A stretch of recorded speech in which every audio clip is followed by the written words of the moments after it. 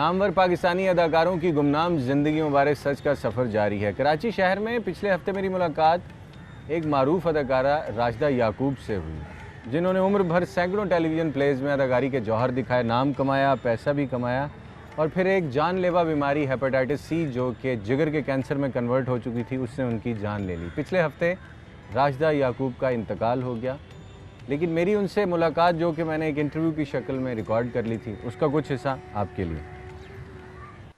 राशिदा याकूब, माजी की एक खूबसूरत अदाकारा जो आज हम में नहीं।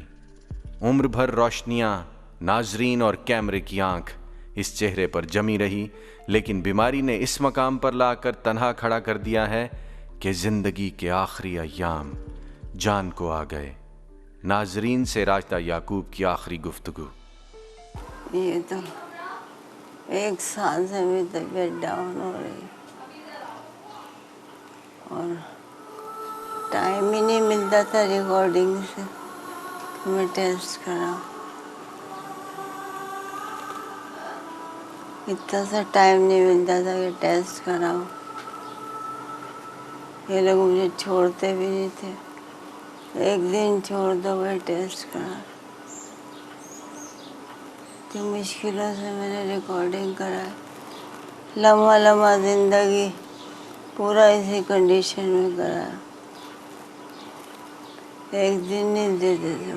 हेपेटाइटिस का आपको, जैसे आपकी साहबजादी फरमा रही हैं कि अभी आपको रिसेंटली पता चला, तो कभी कोई पेन या कोई इस तरह रिकॉर्डिंग्स में आपका, तो मुझे मालूम है बहुत हेक्टिक स्केड्यूल हुआ करता था ना, तो कभी आपको फील नहीं हुआ, बिकॉज ये तो लिवर से रिलेटेड एक प्रॉब्लम है? बिल्कुल भी नहीं। टाइम मिलेगा तो पता चलेगा ना बेटा, रिकॉर्डिंग वाले एक मिनट नहीं छोड़ते, क्या करें। हेपेटाइटिस सी जिगर के कैंसर में बदल गया। जिंदगी के आखिरी दिनों में राशिदा याकूब इलाज, मुआलजे और माली तंगदस्ती का शिकार तो ना रहीं, लेकिन शोबिज़ के साथियों के मजमूई रवैये से दिल बर्दाश्ता ज़रूर थीं। अदाकारों compere Faisal Qureshi, film star और ड्रामा प्रोड्यूसर सऊद, उनकी अहलिया जवेरिया और इरफान मोतीवाला के अलावा कोई पूछने वाला न था। डॉक्टर कह रहे बहुत ज़्यादा बोझ आप पर है। जब आपकी ये सेहत ख़राब हुई तो शोबिज़ की किसी काबिल ज़िक्र शख्सियत ने या हुकूमत की किसी शख्सियत ने अप्रोच किया आपसे? नहीं। जिनके लिए दिन रात आपने एक किया, अपनी इस सेहत के साथ भी आप काम करती रहीं, कभी वो पूछने आए हैं? कोई नहीं पूछता, कोई नहीं पूछता।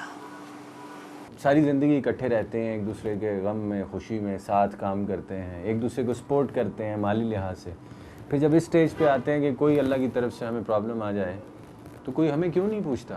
फिर हमने क्या जुर्म कर लिया होता है? आप क्या इस वक्त फीलिंग्स क्या हैं आप? बहुत बुरी, कोई नहीं पूछता। बेचारे मेरे बच्चे, मेरे बहन भाई,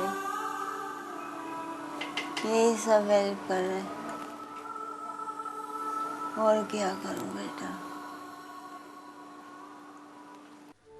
राशिदा याकूब की साहबजादी नवीन मुअज़्ज़म, जो न सिर्फ तालीम याफ्ता हैं बल्कि अपनी वालदा की मुशक्क़त भरी ज़िंदगी को खिराज तहसीन भी पेश करती हैं।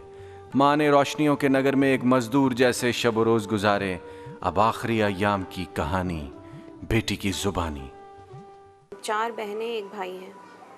अम्मी का तो बस ये है कि पूरी लाइफ इनकी हम सब के लिए स्ट्रगल में गुजरी है, और आज हम सब जिन जिन पोजीशंस पे हैं, सारे बहन भाई, चाहे वो भाई हो, मैं हूँ और सब हैं, एजुकेशन वाइज और सब कुछ अल्लाह के हुक्म से। मैं कहती हूँ अम्मी ही की स्ट्रगल थी पूरी लाइफ की। फादर का थोड़ा बताइए। मेरे फादर जो हैं पिछले कुछ अरसे से वो भी ज़रा बीमार हैं, कुछ हार्ट का प्रॉब्लम है। इनके कलीग्स ही इनको पूछने नहीं आए तो क्या कहती हैं ये आपसे? अभी तो उनकी सेहत ऐसी नहीं है कि वो बहुत डिटेल में बात कर सकें मुझसे।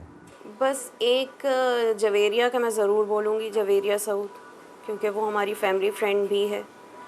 राशिदा याकूब और इनके अहले खाना से करने वाली बहुत सी बातें अभी बाकी हैं। मिलते हैं इनके चंद साथी फनकारों से जो जिंदगी के आखिरी दिनों में राशिदा याकूब की दिलजोई करते रहे। जो सीनियर आर्टिस्ट होते हैं ना, या जो एक्टर होता है, उससे अगर उसको अगर काम से रोक दिया जाए उसकी बीमारी की वजह से, तो वो वैसे ही आधा तो उधर ही भर जाता है ना। मैंने सिर्फ इतना किया कि मैंने सबको मैसेज किया कि मैंने कहा उनको ज़रूरत है मेल मिलाप की, उस इन्वायरमेंट की। मतलब इनसे हम लोग सीखते थे, ये हमारे इंस्टीट्यूट हैं, इनके लिए हम नहीं करेंगे तो कौन। और हम कोई एहसान नहीं कर रहे, हम अपने लिए कर रहे हैं। कल को मेरे ऊपर भी वक्त आना है, कल को फैसल के ऊपर भी वक्त आना है, हर एक को ऐसा वक्त आना है। तो ये सिर्फ सोच के कि हमारे ऊपर भी वक्त आना है, क्यों ना हम अपने लिए ही, हम किसी के ऊपर एहसान नहीं कर रहे, हम अपने लिए कर रहे हैं और ये करते रहेंगे। हमारे बहुत से ऐसे सीनियर लेजेंड्स हैं जो दुनिया से चले गए हैं और बहुत से ऐसे हैं जो मौजूद हैं। हम ये चाहते हैं कि अब उनकी ज़िंदगी में उनको वो रिस्पेक्ट मिलनी चाहिए और अपने लोगों को वो रिस्पेक्ट मिलनी चाहिए जो नहीं दे पाए। हमसे भी हो सकता है नहीं हो सका वो काम, हमारी कोशिश है कि उनको आने वाले टाइम में दें, क्योंकि उनके जाने के बाद बहुत बड़ा वो होता है और उनके नाम की रोड भी बन जाती है और अवार्ड भी अनाउंस हो जाते हैं, वो फ़ायदा नहीं है। तो कोशिश ये कि उनकी ज़िंदगी में अगर हो जाए ना ये चीज़ें। पाकिस्तान में शोहरत याफ्ता ज़िंदगी गुजारने वाले इन फ़नकारों की इंतहा, कसम पुरसी के आखिरी अय्याम और मुआशरती रवैये सवालिया निशान हैं। सरकार ऐसे मामले में क्या करे और गुमनामी की मौत गले लगाते हुए इन फ़नकारों के ज़ख्मों पर कैसे मरहम रखे? किसी ने पूछा आगे? नहीं, किसी ने भी हुकूमत की तरफ से किसी ने नहीं। अभी डॉक्टर्स क्या कहते हैं कि ट्रीटमेंट इनका किस स्टेज पे है और क्या? बस ये कि बहुत वीक हो गई हैं ऑब्वियसली, और लिवर का प्रॉब्लम है, तो लिवर से आपकी पूरी बॉडी इफ़ेक्टेड होती है और लिवर काफ़ी डैमेज हो गया है, तो उस वजह से जो है जी। राजदा याकूब अपनी वफ़ात से चंद रोज़ कबल इस कदर लागर हो चुकी थीं कि किसी को पहचान लेना भी इनके लिए मुमकिन न था। ऐसे में अपने पराए सभी साथ छोड़ जाते हैं, लेकिन इनके बच्चे आज भी इनके साथ हैं। दुनिया बहुत मतलबी है, बहुत मतलबी है।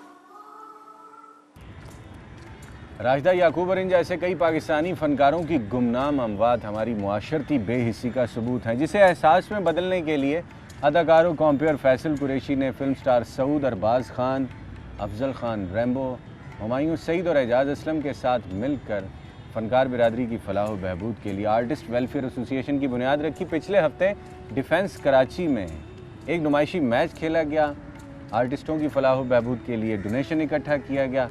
शहर के बहुत सारे लोगों ने इस मैच को देखा, हम भी वहाँ पर मौजूद थे और इस तकरीब को हमने कवर किया। तफसीलात जानने के लिए सच के सफ़र में मेरे साथ रहिएगा, लेकिन इस ब्रेक के बाद।